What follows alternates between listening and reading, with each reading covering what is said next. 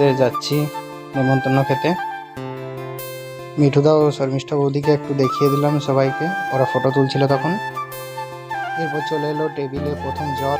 এরপর একটা টেবিলে আমি, দেব, রাহুল আর দাদাও একসাথে বসলাম এবং মেনু কার্ডটাকে ভালো করে দেখিয়ে দিলাম।